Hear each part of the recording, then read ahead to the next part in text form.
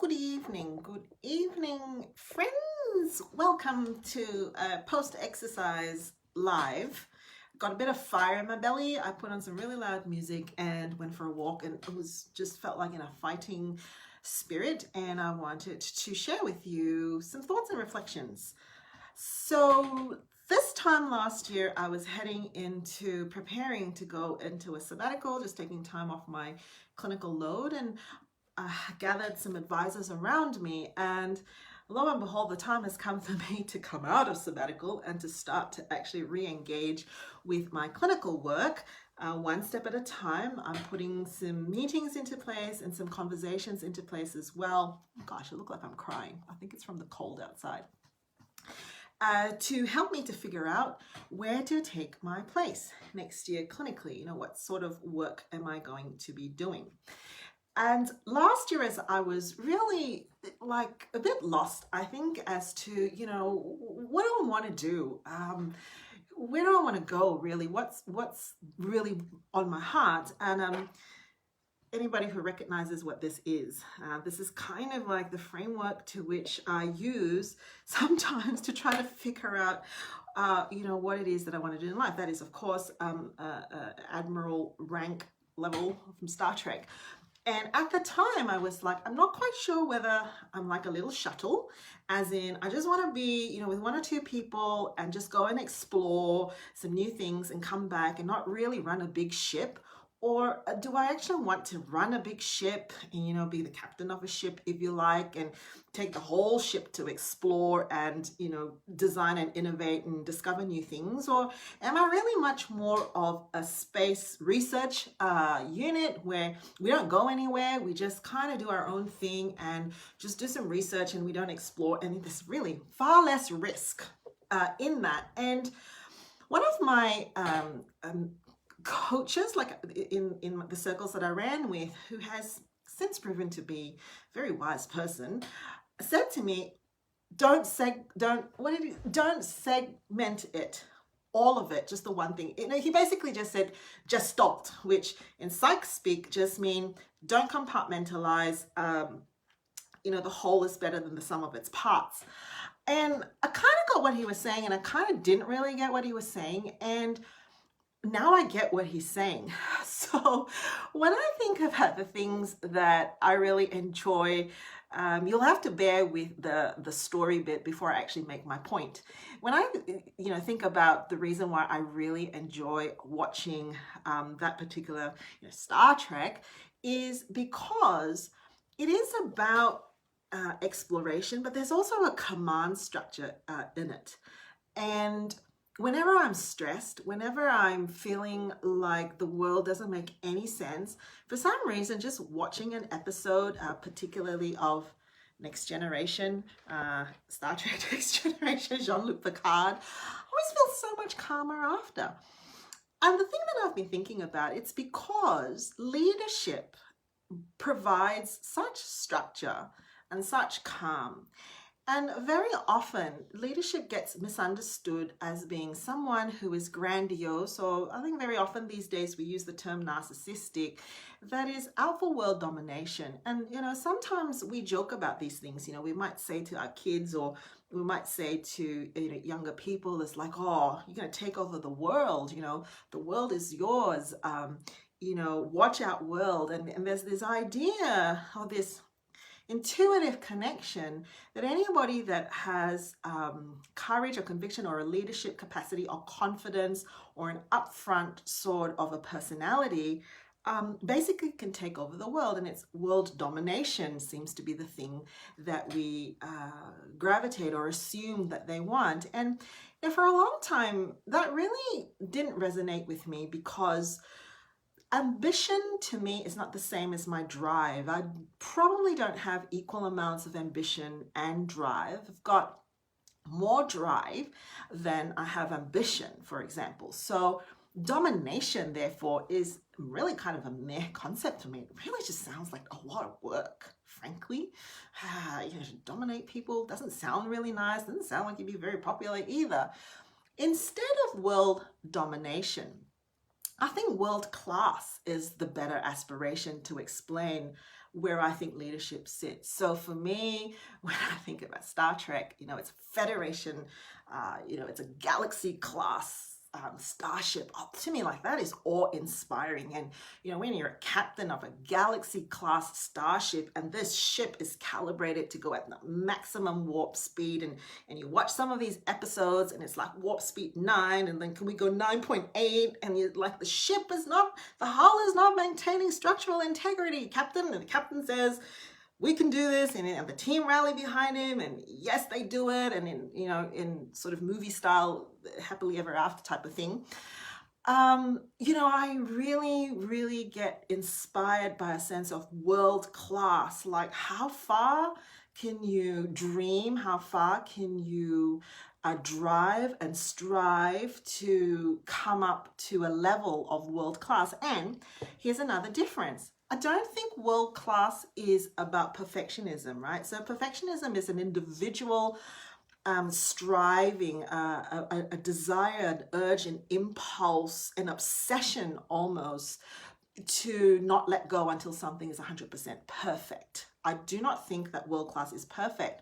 World class is actually about making mistakes at the degree, being able to take risks and to be quite objective and quite factual about the things that work, the things that didn't work, and work on improving so that you keep going and you keep going until you get to a level. Now, I think very often leadership is misunderstood as a dynamic that is bad. And I think it tends to get linked with the darker forces of personality. For example, narcissism tends to come up quite a bit in our clinical practice. There is an increase in the use of the term narcissism we've noticed in the practice. And even when I do peer-to-peer supervision with another clinical psychologist, recently we've been talking about that. And it kind of befuddles me because as a clinical psychologist, I rarely throw around that term because narcissists or narcissistic personality disorder probably affects, at this point in time, maybe we think about 5% of the population, give and take, 5 to 7% of the population, right? And so when you have got a diagnostic, when you're clinically diagnosed with narcissistic personality disorder, the destruction you leave behind is pervasive. It's all around you. Every job you've ever had, every personal relationship you've ever had, every situation where you feel you've got to dominate and put someone down. So, name calling, ridiculing, bragging, to the level of lying and manipulation. And it actually isn't a pervasive thing.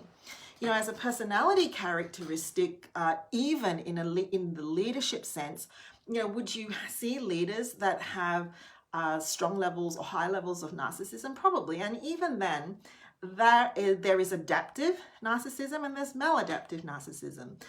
Adaptive narcissism means that you're in an industry or in a position which requires you to make some pretty brazen decisions. Nobody else is going to do it. And so you've got to have that kind of confidence, not just in yourself, but in the risk that you're about to take, that it's going to work. Now, when you have that sort of a need for a leader, oftentimes those situations are because there's usually dire circumstances or really pressured leadership positions. Let me tell you, there's nobody wants to take that job. I don't want that job. Nobody wants to take that job. Who wants to take that job, right? So there's this correlation, therefore, that strong dynamics equates to that. Now, when you watch Star Trek Next Generation, there is passionate discourse, there is assertive discourse, sometimes tempers flare, and the second in command tells the captain off, but he usually says, "Permission to speak freely, Captain," and then the captain says, "Granted," and then off he goes. He says, "Captain, and they get angry.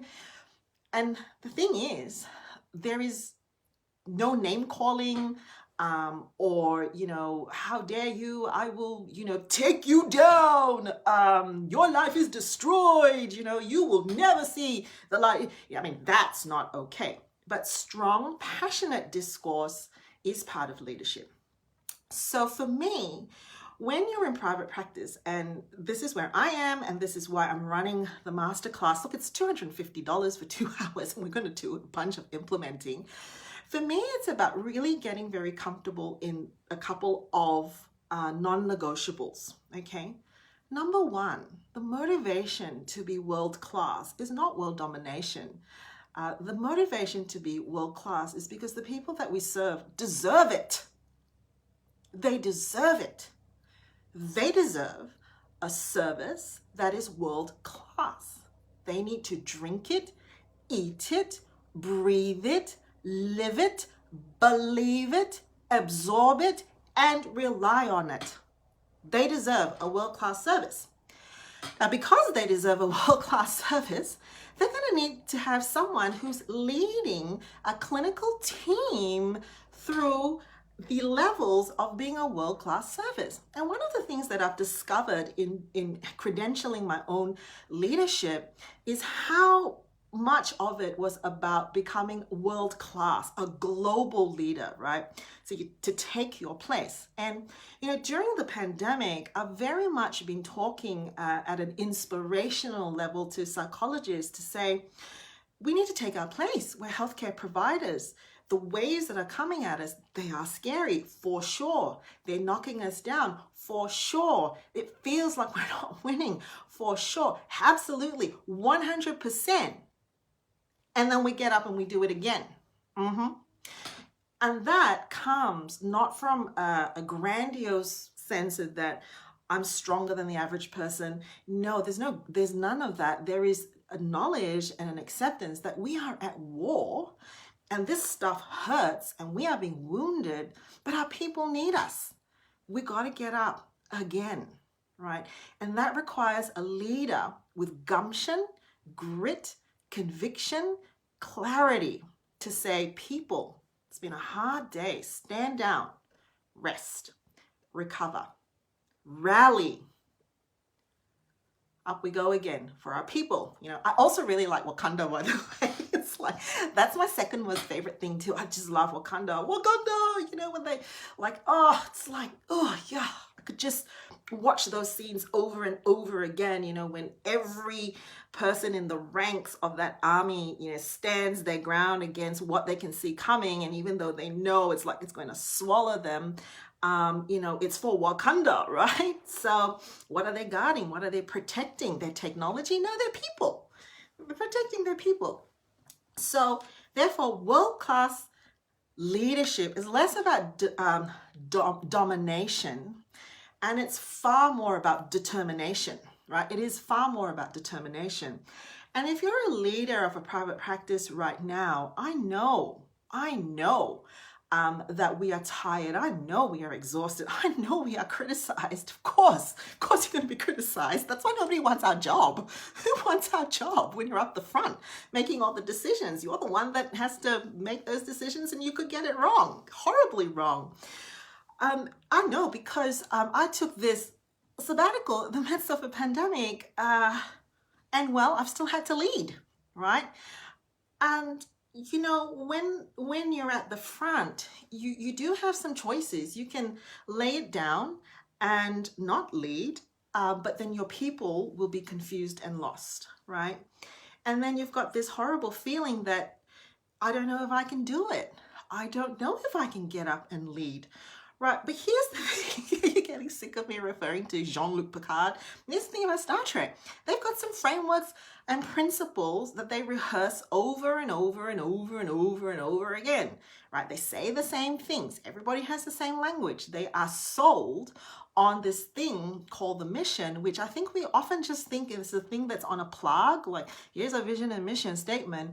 No, they genuinely understand where they're going and who their captain is and where the captain is leading them. One of the great things too I love about that particular series is that the chain of command goes all the way down. There are several people who can command that starship, and I'm very sorry, but this will all make sense in the end, okay? they all know in order to command a starship, you have to know how to do tactical, you have to know how to pilot, you have to know engineering, you have to know, you have to know diplomacy, you have to know all these things to pass before you can actually captain a ship.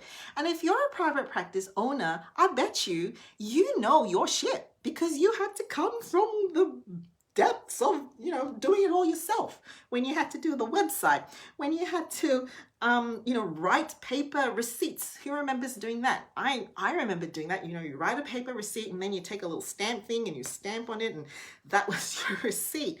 And you've been cut a bazillion times by all the things that have gone wrong in your clinical practice, but also in all the things that comes with running a business when you were on your own. And then you had to go up and up and be pushed up until you sat in this chair that you thought, I don't want to be here. Why am I here? And the main reason why you're here, to make truckloads of money. What's the profit margin in private practice? Like really, really low. Why? Because our main expense is human resources. That has got laws as to the minimum that you can pay. It's really expensive to run a private practice. And why are you sitting in the chair? Why are you there in the captain's seat? Because just like Jean-Luc Picard, when you gaze out of the window of your practice or your ship, you see the stars, and you're not out there to dominate. You're there to serve and protect and to explore and to meet new people and to learn new things and to give medical aid where medical aid is required, to give refuge to those who require refuge, to train your people up so that they take their place as well in the ranks of not command, but in the ranks of service, So you sit in that chair every day, wearing the weight of risky decisions. And as I've said to my friends today, when we are a psychologist, we deal with life and death. I get it. We deal with life and death. Maybe not like doctors, but we have to make clinical decisions and lead our team, not just through financial situations. We also lead them through life and death situations, right? And you sit in that seat because you believe that not only can you make a difference, but your team can make a difference, and because people need that difference all the more right now. Here's the thing. Nobody wants to be on a ship where the captain is hiding under the seat. Nobody wants to be on a ship with the captain hiding under the seat. Nobody wants to be on a ship where the captain is saying number one, or the second in command, or the cadet, or the dude in engineering, I think you should sit on this. What do you think? Nobody wants to be on a ship. It's too scary to be on that ship, right? So you will need to embrace what comes with it, that your strong voice will make people feel uncomfortable. Your convicted decisions will be divisive. Not everybody is going to agree. You will have to embrace that you have governance to watch over. You will need to embrace that you have got clinical negligence to be aware of. And guess what? All of those things are not beyond us as private practice leaders and owners. So the reason why I'm launching this really as almost the flagship first thing that I'm starting to roll out as part of my coming out of sabbatical into what I'm going to be doing is because I have been on my ship, right, in my practice, and I've been looking my left and I've been looking at my right and I'm looking behind me and I'm seeing quivering ships. And guess what? I don't want to be alone. I don't want to be out here on my own. Sorry about the Star Trek reference, but again, when you see a bunch of starships coming and flanking you by the side and standing together against, a threat, you multiply your energy by 5,000-fold, right? I need you. And I want to share with you how we're going to get through this together. And so the masterclass that's coming up really on Saturday is really designed to be a really quick implement. Let's quickly get those systems and those barriers to you getting through this pandemic really sorted, quick, smart, in terms of the main things I have found to be liberating and energizing in my own business. So we've got the leadership thing happening. The other thing that has been launched, if you go to valerieling.com, is a free thing. We're also, my dear friend, Dr. Amy Talbot from the Talbot Center, she and I are kind of going back to back in this war now. We're doing a free thing for your early career psychologists. The early career psychologists, provisionals, yes, send them through as well. It's free. She and I are doing a webinar. I think it's 90 minutes. It's on my website, valerieling.com. We'll give you the link to it. And can I tell you that we only put it up yesterday or the day before, and it's like we had to extend the participants because in 2 days, 80 people signed up, and these are early careers, and we had a little survey, 4 things we asked them, and it broke my heart to read the responses of how early career psychologists are feeling. And, the mentoring that they are shouting and just saying, please help us, we're not coping, broke my heart. And I'm like, okay, that's the other thing we're doing. Let's, close ranks, forget about all this competition stuff and, there's not enough. Like, why are we competing? I don't really understand. That was university or maybe high school. Like, we all graduated. Hooray, we all got registered. Brilliant. There's no need to compete anymore. So that's the other thing to look out for. Send your people, your early career psychologist. Amy's going to tackle the side of private practice. She's a superstar supervisor, and she's really going to tackle the courageous conversations that we need to have with ourselves. The kinds of things that help us as psychologists to take our place as psychologists, particularly in this pandemic. What are those things that we need to say to ourselves? What are those permissions that we can give ourselves? And I'm going to be tackling the burnout space in terms of, really knowing at one glance what you need to look out for when you're doing therapy, when you're coming out of therapy, when you're conducting sessions, and that in the moment, as well as recovery strategies. So back to back, we've got this Saturday, the private practice leadership masterclass to fortify you. And then please send your troops, your early career psychologists, for our free event. Can't remember when it is, but it's not this weekend. valerieling.com will have the details of that. All right, my friends, we have this little saying, when you watch Korean dramas or Chinese dramas, fighting. I don't really know what that means, but I have a feeling it's like, don't give up, keep going. We can do this, and I am looking forward to the massive party we all have when we're not in lockdown anymore. It will be epic. It will be so epic.